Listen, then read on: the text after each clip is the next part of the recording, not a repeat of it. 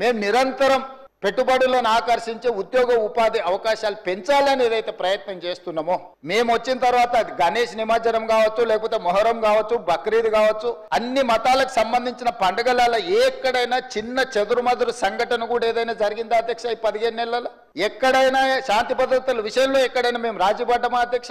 ఈ రోజు ఈ రాష్ట్రాన్ని దేశానికే ఒక ఆదర్శ రాష్ట్రంగా తీర్చిదిద్ది అత్యధికంగా విదేశీ పెట్టుబడులను తీసుకొచ్చి ఈ రోజు ఇన్ఫ్లేషన్ విషయంలో, ధరల నియంత్రణలో దేశంలో నెంబర్ 1 అధ్యక్ష. 1.3 ఇన్ఫ్లేషన్ ఉన్న రాష్ట్రము భారతదేశంలో ఏదైనా ఉందంటే తెలంగాణ. ధరలను నియంత్రించడంలో, ఉద్యోగ ఉపాధి అవకాశాలు కల్పించిన దాంట్లో, నిరుద్యోగ సమస్యను తగ్గించిన దాంట్లో, స్టేట్ ఓన్డ్ ట్యాక్స్ కలెక్షన్ లో, ప్రతి దాంట్లో దేశంలో నెంబర్ 1 తెలంగాణ రాష్ట్రం నిలబడ్డది అధ్యక్ష.